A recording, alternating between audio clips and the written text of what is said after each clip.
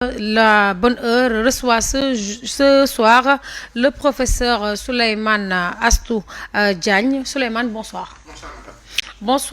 Bonsoir, Souleymane Astou Diagne, vous êtes économiste et puis écrivain. Je vous remercie d'avoir participé à ce plateau de bonne heure. Souleymane Astou, la première question, c'est comment se porte l'économie sénégalaise de nos jours? Merci pour votre invitation. Alors, c'est une question qui est relativement simple parce qu'aujourd'hui, les tendances montrent que l'économie du Sénégal se porte relativement bien, avec un taux de croissance qui est quasiment constant sur une bonne décennie, malgré que la conjoncture internationale est assez défavorable en 2024, même en 2025. Mais les fondamentaux de l'économie du Sénégal restent solides. Et pour preuve, tous les secteurs vitaux, que ce soit le secteur tertiaire, le secteur primaire, sont en forte progression. Et ce qui montre qu'aujourd'hui, par rapport aux conjonctures pour l'année prochaine, je pense qu'avec l'avènement du pétrole et du gaz également qui s'annonce, l'économie du Sénégal va se porter mieux. D'accord, nous y reviendrons tout à l'heure en détail, mais dans le programme de votre candidat Amadouba, pouvez-vous nous décliner les urgences à laquelle Amadouba doit s'atteler une fois élu? Alors, le président Amadouba a plusieurs urgences, mais la première, c'est l'emploi des jeunes. L'emploi des jeunes qui est le nerf de la guerre parce que, l'ayant déclaré plusieurs fois lors des meetings ou des prises de parole, il a en fait indiqué qu'il avait l'ambition de donner à chaque Sénégalais, chaque jeune Sénégalais, une formation et un emploi. Et ça se traduit dans le chiffrage du programme du candidat Amadouba. Vous savez qu'on a le seul candidat qui a un programme chiffré.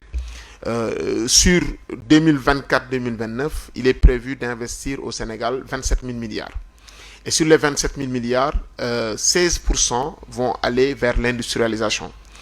Alors, l'industrialisation parce qu'on veut booster davantage la transformation structurelle de l'économie avec la mise en place d'industries de toute nature pour créer pour booster la production sur place et permettre aux jeunes Sénégalais d'avoir des emplois.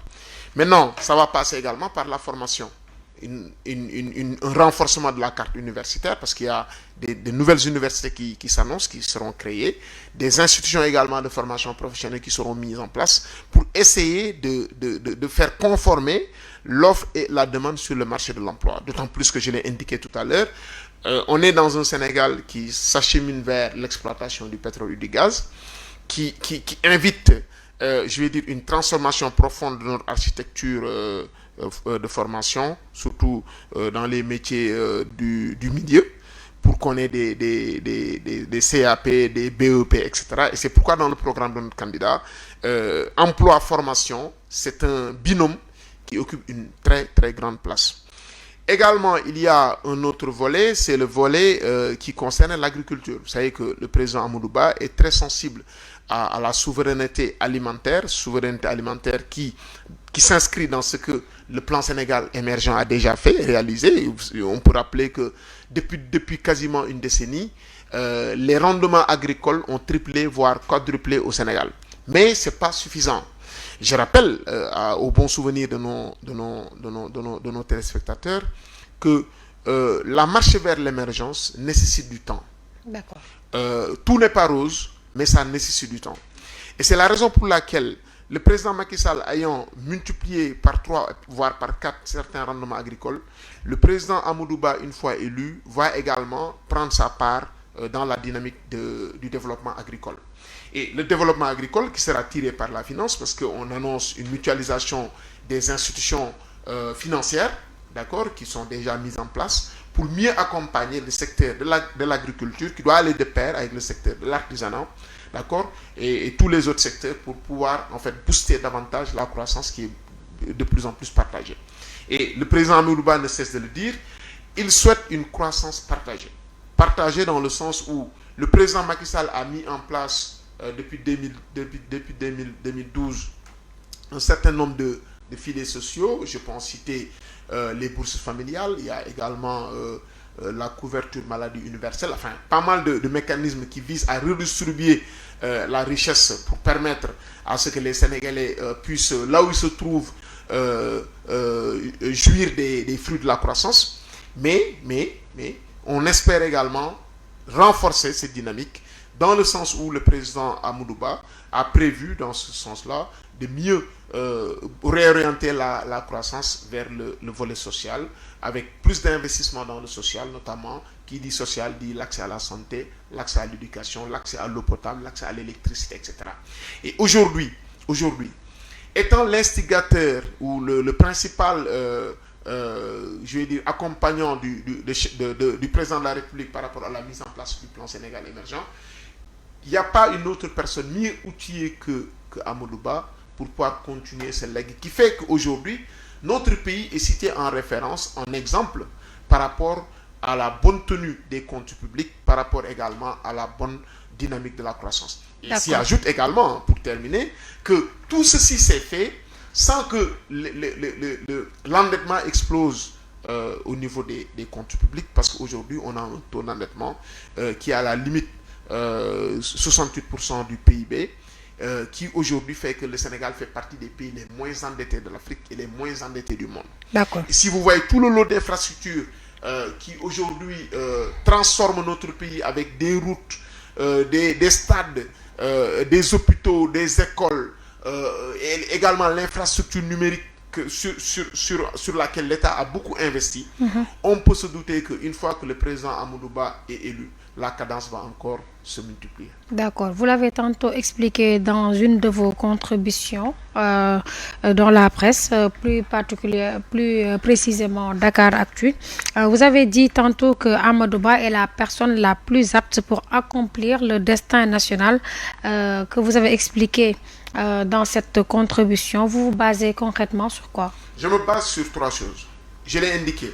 La première chose, c'est que Amadou Ba a une qualité que les autres n'ont pas. Principalement, sa qualité, c'est la sagesse. C'est quelqu'un qui fait l'unanimité sur le plan de la sagesse. C'est quelqu'un de très posé, de très courtois, qui n'est pas belliqueux, qui ne s'immisce pas dans des querelles politiques ni dans des querelles partisanes. C'est quelqu'un qui a la paix dans le cœur et la paix dans l'esprit. Et ça, pour moi, c'est fondamental. Et les Sénégalais l'appellent de leur vœu. Les Sénégalais veulent qu'on ait la paix, la stabilité et que les gens vaquent à leurs occupations. Compte tenu de l'actualité mouvementée que le pays a connue depuis juin 2021, qui fait que de mois en mois, le pays risquait l'embrasement. Fort heureusement, nous sommes à la veille des élections. Je pense que les gens de l'opposition vont accepter le verdict des urnes, parce que moi j'estime que Amadou Ba va gagner au premier tour, parce que vu la foule qu'il draine, vu également le nombre de ralliements, pas des épaves, parce que moi j'ai vu dans d'autres coalitions, les gens qui rallient ces coalitions, c'est quasiment des épaves. C'est des gens qui n'ont personne derrière eux. Mais vous l'avez indiqué tout à l'heure dans votre journal, on a vu des parlementaires et des fédérations du PDS qui ont aujourd'hui dit qu'ils n'attendent pas l'avis de leur parti pour dire que leur candidat, face à cette bipolarisation de l'espace politique, c'est Amadou Ba. Voilà. Et donc, la sagesse, pour moi, c'est la première qualité que Amadou Ba a et que les autres... Vous avez quand même un rival qui n'est pas à sous-estimer, Bassirou Diomaye Diakhar Faye. Non, on ne sous-estime personne. On ne sous-estime personne. Amadou Ba a été l'élève de... Bassirou Diomaye Faye a été l'élève de Amadou Ba. Je vais dire, Bassirou Diomaye Faye a été également... je vais dire, un agent de Amadou Ba au niveau de la Direction générale des impôts et domaines. Je pense que sous ce rapport, on ne peut pas choisir l'élève à la place du maître. On ne peut pas également choisir... Pourtant, l'étudiant ou l'élève peut faire mieux que le maître. Ça arrive, mais ça arrive très rarement. En tout cas, moi, de ce qu'on m'a appris, moi, quand je vois mes maîtres, je me prosterne devant eux parce que je leur dois respect, considération et amitié.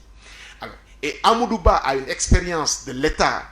Contrairement à ce qui s'est dit, j'ai entendu tout à l'heure des candidats dire quelle expérience il a, mais Amadou Ba, je rappelle, il a occupé toutes les hautes fonctions de l'État, qui lui permet aujourd'hui, une fois sur la stature présidentielle, de ne pas avoir l'attitude du stagiaire. C'est quelqu'un qui va tout de suite aller aux priorités et relever les défis qu'attendent les Sénégalais. Et je rappelle, parce que hier, moi j'ai suivi le candidat Bassirou Diomaye Faye, et ça m'a conforté dans dans mon intime conviction que ce n'est pas la personne qu'il faut élire, parce que face à une question du journaliste qui lui pose la question à savoir, et ça vous pouvez encore le revisionner, on lui pose la question de savoir quelle est votre solution pour la cherté de la vie. Alors, j'étais là pour écouter, et à ma grande surprise, il parle de lutte contre la corruption. Enfin, et je me dis que un candidat qui ne sait pas que pour lutter contre la vie chère, il y a des mesures qui visent la régulation, par exemple, de l'économie avec tout ce qu'il y a comme encadrement des prix, renforcer également l'offre de production de services et également lutter contre tous les fléaux qui interviennent dans l'intermédiation entre la demande et l'offre de biens et de services. Pour moi, c'est quelqu'un qui n'a pas en fait la capacité de diriger un Sénégal, y compris également l'effet des subventions.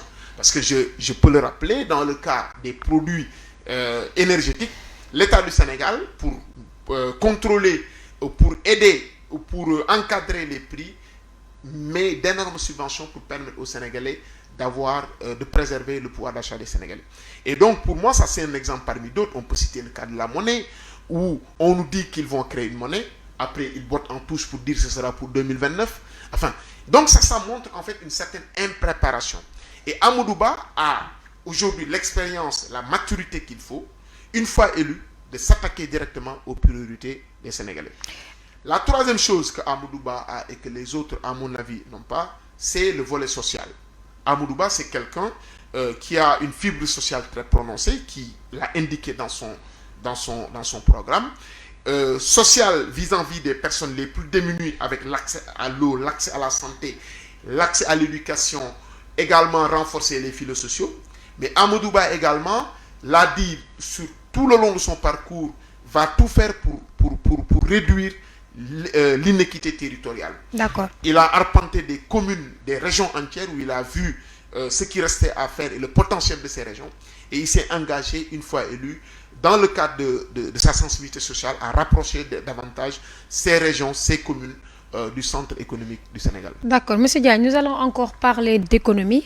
Nous savons que Amadou Ba passe de l'argentier de l'État à la primature et maintenant devient candidat à l'élection présidentielle de 2024. En matière d'économie, quelles seront les priorités d'Amadou Ba une fois élu? Alors, une fois élu, je pense que je l'ai indiqué tout à l'heure. Vous savez, on a une économie sénégalaise qui aujourd'hui est plus facile à manager. Le défi de 2012 était plus difficile que le défi de 2024. Pourquoi? Parce qu'il y a deux choses. La première chose, c'est que nous sommes dans une phase où on va bientôt exploiter le pétrole. Donc, il y a des revenus davantage qui vont venir. Donc, ça augmente la qualité de signature de l'État du Sénégal. D'accord? Et deuxièmement, on est dans un monde de relance parce qu'on vient de sortir de pas mal de crises, dont la Covid-19. Même s'il y a des guerres en Ukraine et dans le Moyen-Orient, quand même, la reprise est en train d'être faite. On s'achemine inéluctablement vers une possibilité de reprise de l'activité économique. Alors, ces deux effets combinés vont faire que Amadou Ba aura davantage, certes, de défis, mais le défi sera plus facile que celui de 2012. Maintenant, en termes de priorité, pour moi, la priorité première, c'est de consolider ce qui existe. Ce qui existe avec le renforcement des projets d'infrastructure, parce qu'aujourd'hui, le président Macky Sall a construit plus de 300 km d'autoroute. Je pense qu'Amadou Ba, dans son programme, l'a indiqué, on atteindra la barre des 1000 km d'autoroute avec le quinquennat à venir. On a également actuellement 8 universités publiques. Je pense que le nombre également va augmenter de 3 ou de 4 universités publiques. On a également le gap en termes d'abris provisoires qu'il compte résorber très rapidement avec d'ici les 5 ans, 0 abri provisoire au Sénégal, même si on sait que la cadence de progression démographique est très forte au Sénégal. Mais il s'est engagé à investir massivement dans l'éducation pour permettre une meilleure prise en compte du capital humain. Également, il y a le volet santé. Et ça, je l'ai dit tout à l'heure, Amadou Ba a indiqué lors de son passage dans de nombreuses communes qu'il est aujourd'hui très conscient du fait qu'on doit rapprocher les infrastructures sanitaires des populations. Et ça, il s'est engagé dans le programme à renforcer la création d'hôpitaux soit de niveau 2 ou de niveau 3, d'accord, et également d'accroître également l'offre de santé de proximité. Qu'en est-il de la couverture maladie universelle qui concerne surtout les personnes du troisième âge et puis les enfants et les bébés? Oui, pour la couverture maladie universelle, c'est actuellement une réalité. On a une agence que le président Macky Sall a mis sur place. Qui fait défaut, vous l'acceptez? Oui, mais en fait, ce qu'il faut comprendre, madame, c'est que toutes les institutions qui gèrent la protection sociale dans le monde sont déficitaires. Parce que là, vous prenez le cas de la France. Hein, la France, pourquoi aujourd'hui les Français veulent repousser les immigrés? L'une des explications, c'est que les immigrés, pour eux, c'est pas vrai ce que je suis en train de dire, mais c'est leur pensée. Ils pensent que les immigrés crèvent le budget de la sécurité sociale, avec protection sociale, allocation, etc. Donc, c'est un fait que la protection sociale avec la couverture maladie universelle va représenter toujours un enjeu par rapport aux moyens qu'on doit mettre en œuvre. Mais ça ne veut pas dire qu'on doit arrêter le processus tel quel. L'État du Sénégal, à travers la victoire de Amadou Ba, va continuer à renforcer davantage la couverture maladie universelle, y compris pour les personnes du troisième âge, ça on l'a dit, hein, le président est très conscient de ça, et également pour les femmes et les personnes vulnérables. Il y a la question des handicapés qui aujourd'hui le président Macky Sall a fait d'énormes efforts pour renforcer leur protection sociale avec une carte d'égalité des chances. Il y a également pour les personnes du troisième âge, d'accord, y compris également pour la césarienne, pour les femmes qui doivent accoucher. Donc, une fois sur place, moi je pense que Amadou Ba ne va pas remettre en cause ce qui a été déjà fait. Son objectif sera de renforcer et de corriger les disparités qui existent lors de la décennie passée pour permettre aux Sénégalais d'avoir une économie plus compétitive et plus saine. D'accord. Dans votre propos, on sent nettement que vous êtes intéressé par les questions d'exploitation du gaz et du pétrole. Qu'est-ce que Amadou Ba prévoit pour le secteur extractif de manière générale? Bon, vous savez, le secteur extractif est un secteur qui est très dynamique au Sénégal. Les chiffres de 2023 montrent que en 2023, on a eu pratiquement 250 milliards de revenus du secteur extractif. Donc, c'est un secteur qui est important.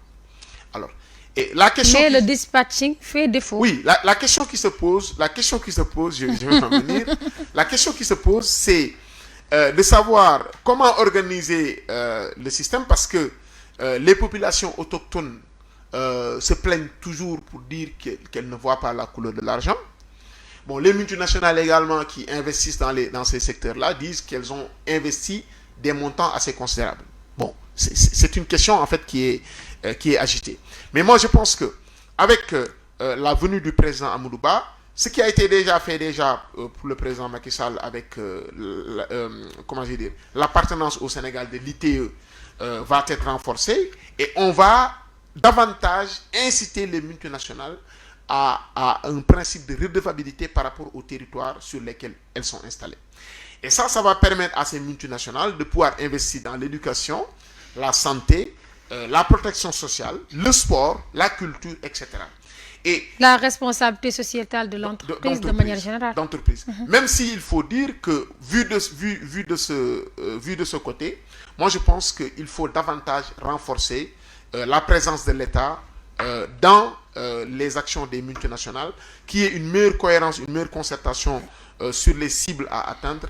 Et je pense que le président Amadou Ba, l'ayant écouté parler du secteur extractif, va faire de son mieux pour que ce secteur rapporte davantage. Mais surtout, M. Diagne, ce que veulent les Sénégalais qui sont responsables, entre guillemets, surtout qu'ils insistent sur le principe de redevabilité et sur le principe de transparence. Qu'est-ce que Amadou Ba prévoit sur le principe de transparence et de redevabilité dans ce secteur? Oui, vous savez, je l'ai expliqué tout à l'heure. C'est-à-dire que les multinationales qui sont en fait les principales, entreprises qui exploitent nos ressources naturelles, je pense que vont coopérer dans le sens où il y a un changement de paradigme, même au niveau international. Il y a ce qu'on appelle le BEPS, une réforme qui va entrer en vigueur en mai 2024, pas dans 2 mois, dont l'objectif principal, c'est de pousser les multinationales à payer l'impôt.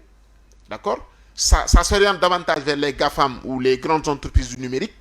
Mais sur le plan de la vision, l'objectif qui est derrière la communauté internationale, c'est que les multinationales, là où elles se trouvent, doivent commencer à payer l'impôt. Mais convenablement. Oui, oui, non, mais convenablement. Parce que il est assez difficile souvent pour les multinationales de payer l'impôt vu leur insolence puissance financière qui fait qu'elles peuvent même, je vais dire, ligoter des États, d'accord, par des phénomènes divers. Hein. Il y a la corruption, il y a également l'évasion fiscale qu'elles utilisent comme subterfuge pour échapper au paiement de l'impôt. Mais aujourd'hui, il y a une volonté internationale sous-jacente à cette problématique et je pense que le Sénégal ne va pas rester les bras croisés.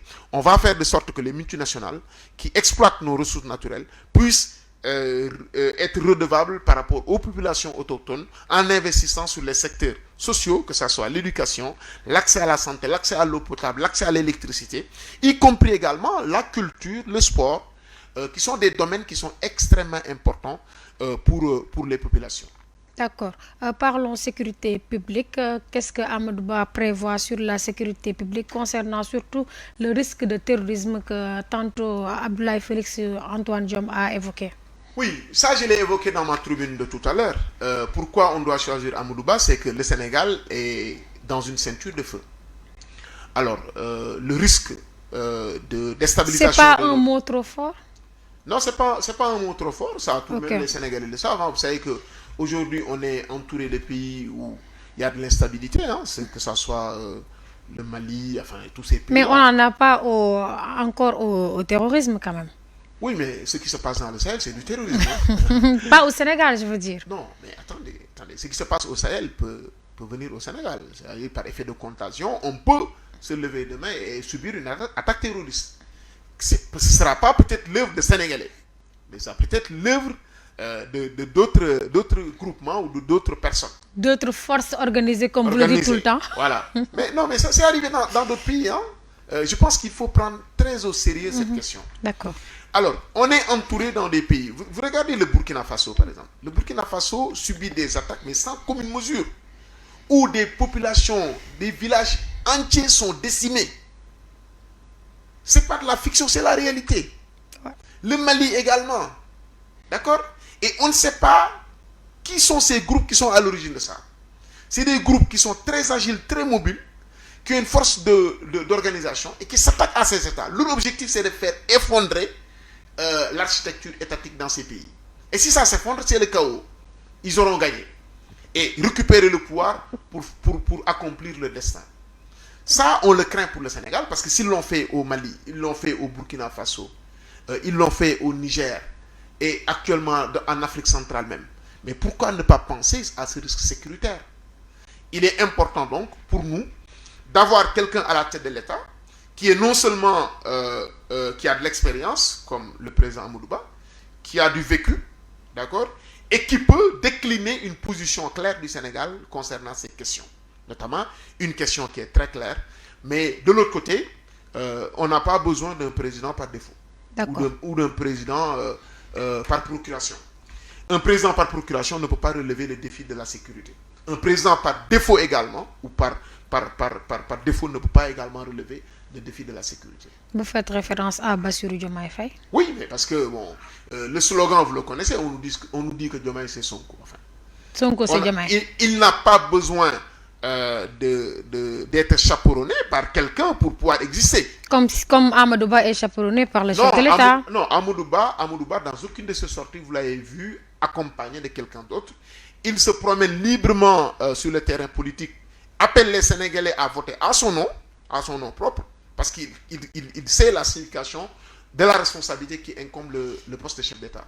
Donc, ça, c'est à mon avis plus rassurant que d'aller avec quelqu'un qui dit pouvoir posséder une légitimité par procuration ou par défaut. D'accord. Cheikh Tidiane Dièye qui ramène le nombre des candidats qui passe de 19 à 18. Il se retire à 4 jours des élections présidentielles. Cela profite-t-il à votre candidat? Bon, écoutez, moi je ne commande pas ça parce que pour une simple raison, pour moi c'est bonnet blanc, blanc bonnet. Pour moi c'est pas une information. D'accord. Suite à l'audience que le chef de l'État a accordée aux chefs d'entreprise de presse ce lundi, des décisions ont suivi. Le chef de l'État efface la dette fiscale qui s'élève à plus de 40 milliards de nos francs. Et puis, le chef de l'État désormais décide que les radios et les télés vont payer 500 000 francs par mois au lieu du million prévu, même si cette décision ne ravit pas votre principal rival qui est Bassirou Diomaye Faye. Que pensez-vous de cette suite logique? Quelle est la suite logique que prévoit Amadou Ba pour cette décision? Non, cette décision sera maintenue. Vous savez, moi, je suis dans le secteur de la communication. Il est vrai que moi, c'est une décision que je salue déjà, parce que nos entreprises de presse ont d'énormes difficultés, d'accord, et ça depuis des décennies. Le chef de l'État ayant toutes les informations lui permettant de prendre cette mesure, c'est que c'est une mesure qui va un peu soulager, je vais dire, nos entreprises de presse. Au regard du fait que la presse, c'est le quatrième pouvoir dans ce pays. Sans presse, il ne peut pas y avoir de démocratie. Et donc, par rapport à cela, je pense que c'est une heureuse mesure que de donner un cadeau fiscal à ces entreprises de presse. Mais également de créer davantage de redevabilité. D'accord, on donne certes, mais il faut davantage de redevabilité. Que les entreprises de presse également soient plus responsables, soient également plus neutres dans le traitement de l'information, soient plus également équitables dans le traitement de l'information, parce que la presse joue, au-delà de son devoir d'information, la presse joue un rôle d'éducation, un rôle de sensibilisation, d'accord, et un rôle également qui est de solidifier en fait tout notre socle économique et social. Donc le président Macky Sall a bien fait d'accorder ce cadeau fiscal. Moi, je suis tout à fait en phase avec lui sur ça, parce que nos entreprises de presse éprouvent d'énormes difficultés, et ceux qui pensent que c'est une mauvaise mesure, en réalité, montrent leur ignorance par rapport à la connaissance qu'ils ont du secteur de la presse. Non, on ne parle pas de mauvaises mesures, mais on parle plutôt des conditions aussi des jeunes reporters sur le terrain, notamment ces jeunes reporters qui subissent des brimades sur le terrain dues à des altercations avec les forces de défense et de sécurité. Qu'est-ce que votre candidat prévoit pour cela? Non, mais vous savez, en fait, il est toujours regrettable de voir des journalistes souffrir ou être agressés dans l'exercice de leur fonction. Mais ce qu'il faut comprendre, c'est qu'il y a en fait l'écrasante majorité des journalistes qui accomplissent leur devoir sans pour autant être agressés ni intimidés. Alors, donc, ne prenons pas des faits isolés pour une majorité. D'accord, c'est pas la règle. Ça, c'est des exceptions, c'est des choses qui arrivent, mais c'est regrettable. On va le dire comme ça. Maintenant, pour le cas des jeunes reporters, nous-mêmes, au niveau du ministère de la Communication, lors des assises de la presse, on a indiqué aux journalistes ou aux techniciens des médias ou aux professionnels de la presse de réfléchir pour aider le secteur, parce qu'aujourd'hui, il faut l'organiser. Parce que le problème du Sénégal, c'est que chaque personne peut se lever du jour au lendemain et dire qu'il est journaliste. C'est ça le problème. Alors, on a mis, certes, la carte de la presse, c'est une bonne chose, il faut continuer dans cette cadence. Mais également, il y a la partie numérique où certaines personnes créent des web TV, enfin, des radios sur le net et commencent à diffuser des informations sans pour autant avoir ce qu'il faut pour pouvoir opérer comme journaliste. D'accord. Et donc, le métier de journalisme, si les journalistes ne s'organisent pas, le métier de journalisme risque d'avoir d'énormes problèmes. Et c'est la raison pour laquelle on voit dans de nombreuses rédactions les jeunes reporters qui vivent dans la précarité, ça il faut le dire, souvent ne sont pas payés, d'accord, avec des stages qui durent des années, d'accord, ils n'ont pas de protection sociale, etc. Et ça, je pense que les assises de la presse vont aider à résoudre ces problèmes, parce que nous, au niveau du ministère de la Communication, des Télécoms et du Numérique, on est très regardant sur le sort qu'on va réserver à tous les journalistes, notamment à leur traitement, leur sécurité sociale, pour que la profession soit renforcée, s'en sort embellie par rapport aux assises de la presse. Souleymane Astou Diagne, je vous remercie.